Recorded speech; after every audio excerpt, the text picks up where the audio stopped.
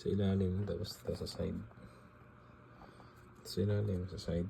Para sure ball.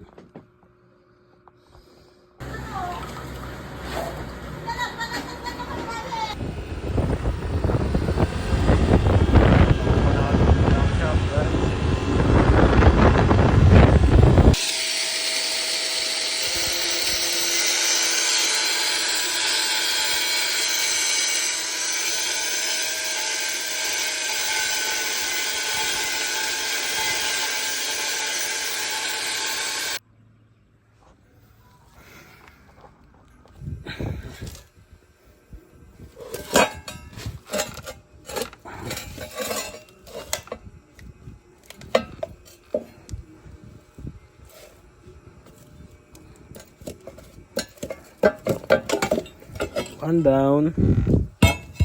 Whew. Isa pa man. Last. Okay guys, so ito nagkakating na tayo guys. Angle bar yan. So walang budget. Walang budget. Walang mabining square bar. Ito ang naisip kong paraan. Ito, welding natin yan. Full weld.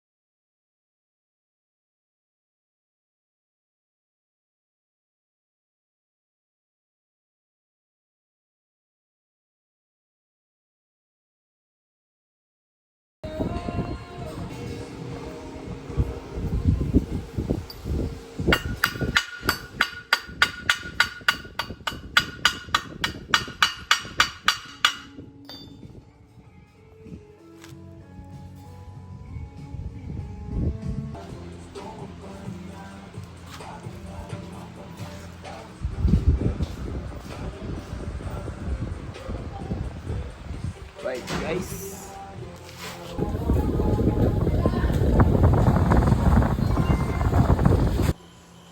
So yun, overtime mga idol.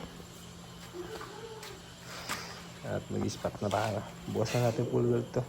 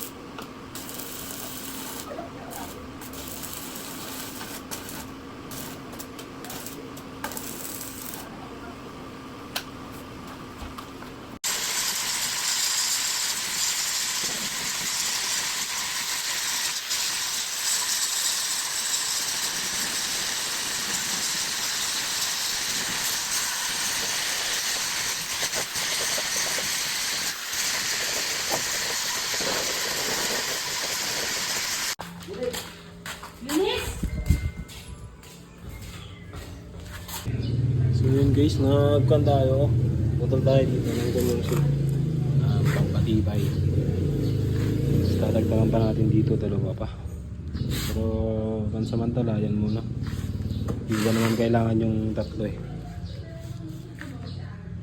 Ito bubutasan natin yung spare dito para papasok to. Yan yung plano. Tapos ito bubutasan natin 4 na butas. Wait guys, ito na yung bracket. Dalawa yan. Lagyan ko na rin ng ukan dito. Kasi tatama siya may shackles. Kaya merong ganyan. Sinusukat na natin. Tapos babarinahan. 4.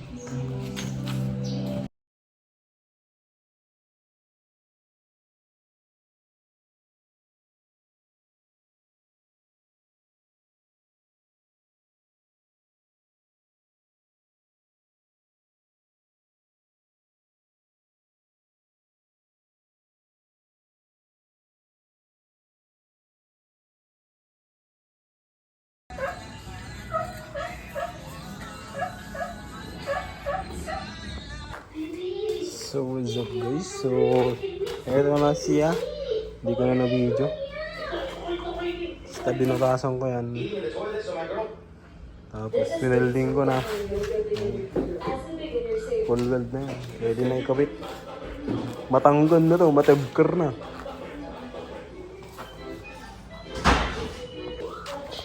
Okay guys, pinelding natin.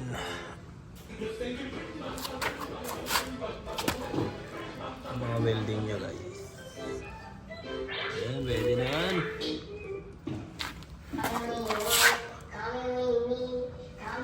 So yun guys, naikabit na natin. Ito na siya. Matibay na yan, no? Ayos na boy. Ang samantala na.